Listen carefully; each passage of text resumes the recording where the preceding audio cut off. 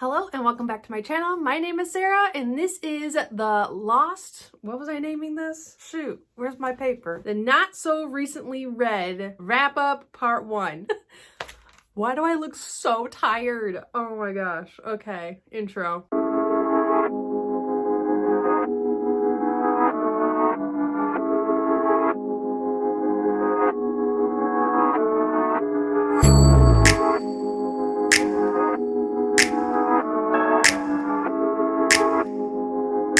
Okay, like 15 seconds real quick. This is part 1 of 2 wrap-up videos that I'm gonna do of books that I've read this year and like just never made a video, like wrapping them up, explaining like my thoughts and feelings on them. So here's part 1, part 2 will be coming. Who knows, not so recently, you know, that could be years from now. Will you ever get it? I don't know. I have 5 books that I'm gonna be talking about today and I'm going in no particular order. Well, I guess I am. These are the order of these books that I've read them in. And so here's the first one. I hate doing wrap-ups. Gosh. Okay, here we are. So the first book is A Curse So Dark and Lonely by Bridget Kemmerer. I read this, I've read all of these books months ago. I'm gonna stop saying that because like you get the point. This book was a really nice surprise. I was hearing such mixed reviews about this book, and especially from people that I like trust wholeheartedly, like what they think. Like 2 of my closest friends here on BookTube, one absolutely loves this book and one despises this book. So I was just like, shoot, like what am I gonna do? I ended up giving this 4 stars. I really liked it. It was a really nice surprise and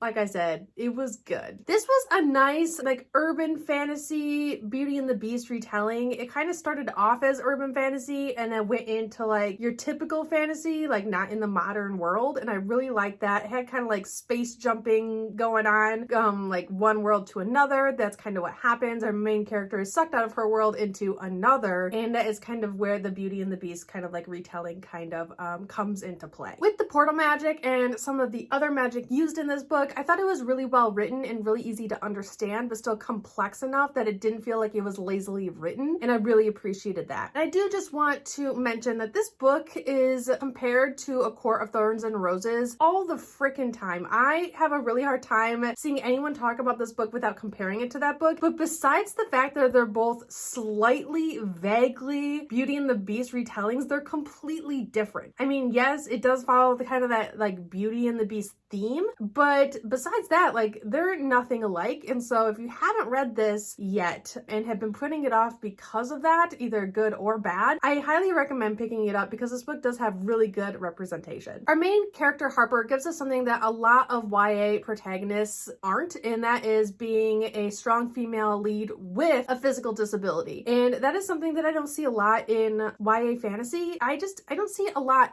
pretty much ever. And so I was really happy to see this, that she has a disability and has a limp because of her disability and all that entails, but she doesn't let that hold her back, and she doesn't let that let other people hold her back, including like her brother is always being overprotective, kind of looking down on her, not expecting much, doesn't really think that she can stand up for herself, take care of herself. There's a couple times where she's like, that's not okay, and I'm like, good for you, Harper, good for you. The representation with cerebral palsy within this book seemed really realistic and done quite well, but I am not an own voice reviewer when it comes to this, and so I would recommend maybe going out and looking for own voice reviewers when it comes to this particular disability, because I'm sure a reader with that disability will be able to give you a little bit more insight of how realistic it was. But for someone who decided to do just a little bit of research on it after I got done reading this book, it did seem like it was done pretty well. I will say the one thing that kind of turned me off from this book, the reason why I gave it 4 out of 5 stars instead of 5 out of 5, is that like Harper is very much that not like other girls trope, and in more than just the fact that she has cerebral palsy, she is just follows that YA protagonist mold a little bit of not like other girls, and it didn't bother me as much as it does in other books because she has like a physical disability, like I was saying, that I don't see in a lot of other YA characters, but there were a lot of parts of her personality that did fit into that mold, and I was just like,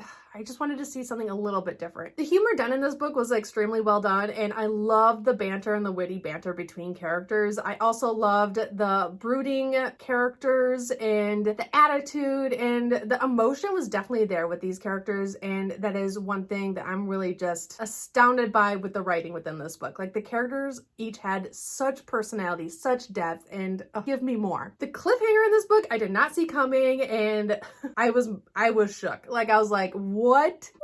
And I just recently got done reading A Heart So Fierce and Broken, which is book 2 of this trilogy, and the cliffhanger in this book really just leaps you forward into that one, and I recommend. I highly recommend. The next book I have been putting off for years. And when I say years, I mean pre-booktube years. Years, okay? And that is Snow Like Ashes by Sarah Rosh. Sarah Rosh? I feel like it's Rosh. Could be saying it wrong. Sorry. Ugh. So this book is very early 2000s, but like not in a bad way, like not in like a Twilight way or like a lot of those books where you know exactly what's going to happen. I mean, this book at times was very predictable. It was written in a predictable yet unique way. I know that makes zero sense except for me, myself, and I in my head, but it's fine. The plot of this book started off a bit slow. It took me a little bit to get into it. It's kind of the main reason why I haven't picked up book 2 yet. It's just because this book did start off just a little slower than I would have liked. And with that, it took a little bit to kind of understand how each character fit into the story, who they were, why they were, like the station that they were, and everything that entails. For the first 50 to 70 pages, I was a bit confused. Once the story got going, it started to flow quite well. I really started to enjoy the characters, kind of how they interacted with each other, their relationships with each other, how they, just everything. Like when two characters were on the page together, I just really enjoyed those scenes. I didn't really dislike any of the characters in this book, and I have to give it to Sarah for writing some male protagonists and some main male leads that don't look down on women. There was a few instances where we have a male who is trying to protect our main female for more reasons than one, but he's not doing it out of the fact that she's a female.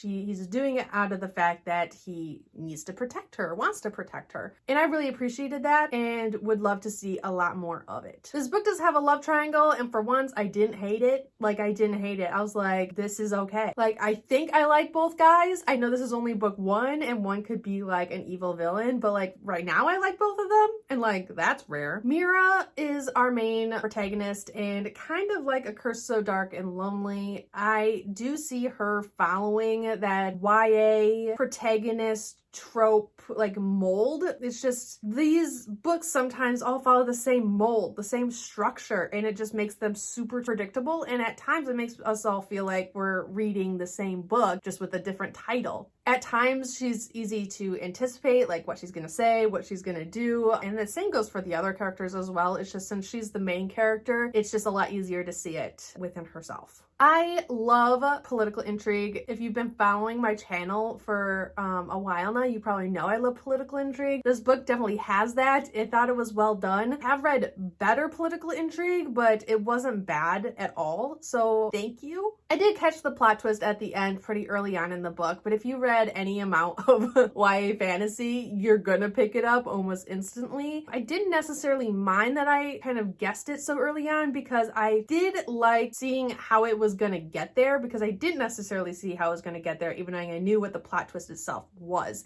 And so that made for a really fun reading experience. I don't think I told you guys, I gave this a 4-star, but one of the things besides being able to anticipate what all the characters are gonna do and say while reading the book, that was kind of annoying. But the other part was the magic in this book is kind of confusing, and when it's explained to us, it's told instead of shown to us, and I felt like my brain was working a little bit overtime, a little bit harder than it needed to like wrap my mind around it sometimes. And yeah, that's just one of the other downsides to this book, but it was really enjoyable, especially for an early 2000-ish book. I don't even know when this was written. It just felt like early 2000s. Okay, so 2014. So not early 2000s, but like mid 2010s. So yeah, maybe it's not aging as well as it should, but I mean, still enjoyable. The next book I gave 5 stars, and that is The Hunger Games by Suzanne Collins. I have this special edition. I love it. And I'm trying to find books 2 and 3 in the same edition. It's like this silver spine, but white with like holographic on the front.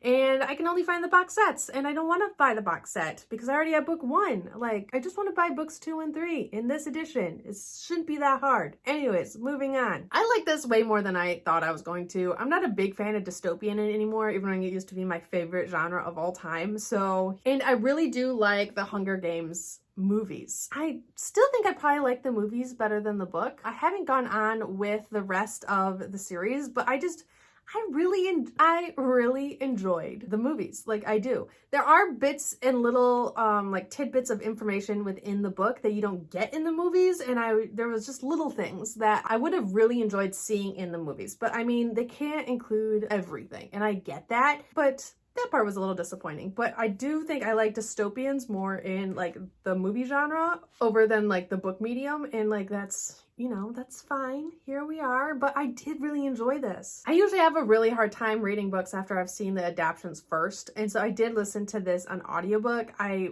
do think I'm going to listen to them on audiobook, and since I know that I won't probably ever physically read this, I have also been thinking about getting rid of it, but if I can find book 2 and 3 in this edition, I might just keep it on my shelves because they're beautiful and, you know, they are fun books to reread once upon a time. You know, who says I'll never reread these physically? I think the audiobook helped in more ways than one. 1, because I've already seen the adaptation. 2, because I'm not in dystopians. And 3, because I'm not really into books with those like contests and like games and competitions and all of that. Like, I'm not really into that anymore. Like, I want more adventure or mystery or just more political intrigue, that sort of thing within my novels. And I'm not really into like the game and competition, like plot lines. They bore me. They bore me so much. I don't really have a lot to say about this book other than that, because I do think that this is such a well-known series. And I mean, the movies were such a huge thing. The books were a huge thing. And so here we are. I will just say that the books do give you more than the movies did. And I guess it's just up to you to decide whether the payout will lean you one way or another, whether or not you like the movies or the books better. I just really like the dystopian movies over dystopian books. But if you have dystopian books that you think I'll really like, let me know. I'm also trying to move more into the adult genre, a little bit out of YA, though I still do hold the YA genre just very much in my heart. Keep that in mind, but I'm trying to get away from like the game competition stuff. So if you have recommendations, let me know. The next book I got on audiobook. I don't even know how I found it, why I found it. I'm not really sure, but that is The Stars and the Blackness Between Them by Janata Petrus. If I'm not mistaken, that is their name. I hope. But anyways, here's the book cover. I love this book. This is one of the best audiobooks I have ever read in my entire life. It was so good. Probably one of my favorite books of the year, hands down. And it's not even my usual genre. It is modern, realistic with a little bit of magical realism.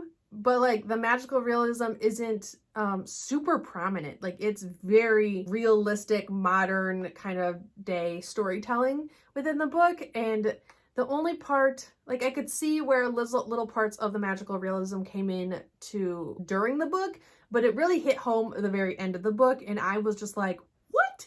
So, yes, I love this book so much. There are many content warnings within this book, one being homophobia, especially with parents, terminal illness, suicidal thoughts, so on and so forth. So before going into this book, please look all that up, because this book handles a lot of heavy topics, but it was done so freaking well. I was invested in the characters right off the bat. I loved both of them. This was just this book was hard to read at times, but also so freaking heartwarming. But it follows a Black girl who is living in Minneapolis, and she is told that she is basically terminally ill. Like, she's probably going to die. And then it follows another Black girl. She is in Trinidad. Her mother finds out that she is with another girl and sends her to her dad in Minneapolis from Trinidad. And so that is where they meet. They both meet in Minneapolis, and their friendship blooms from there. I loved how this book brought in 2 different aspects of Black heritage and culture and everything that surrounds that it's different everywhere you go. And I loved watching these 2 learn about each other, even knowing that they're both Black girls. it was so heartwarming. And I think a lot of people forget that just because people look similar doesn't mean that they have the same cultural backgrounds or even the same heritage. And there's just a lot that goes into that. And I think this book did such a great job grasping that concept and giving us two characters that just wholeheartedly loved learning about each other and started caring about each other. And it was just, oh. This book also deals with Mabel, who is the young woman who is living in Minneapolis. She comes from a very open mother. Her mother's just like, yes, like do this, do that. We'll talk about this. We'll talk about that. And her father is a little bit more closed-minded. And there is a really good conversation that she has with her father about something that he says that is quite ignorant. First thought I had when I read that scene, I was just like, wow, like that was done so well. And book Twitter needs to read this book. It is so good. There was also a side plot line within this book. So Mabel has become sick. She is bedridden. She is stuck at home, and she runs around this book written by a Black guy who has become imprisoned for a crime he did not commit. And when she reads this, she decides that she wants to write him a letter. She has no idea if he's still incarcerated or if he's gotten out, if he's still alive. No idea, but she writes him a letter and gets a response back, and she connects with this older Black guy who has been in prison for so freaking long for a crime he didn't commit. And it was such an amazing side plot line that I didn't see coming, but it still holds so much importance. And I have to give it to Junauda Petrus for just giving us so much within one novel, and it all being fantastic and amazing and just downright important. Audrey is dealing with a lot. Her mother has found out that she likes other girls and sends her away from home. She has never been away from Trinidad and is stuck in the middle of Minneapolis, Minnesota, United States. And I can just imagine the culture shock going through that. The real MVP for Audrey is her grandmother, who just is such an amazing human being. And her name is Queenie, and she is the one person that keeps Audrey grounded and connected to her culture and her heritage and herself and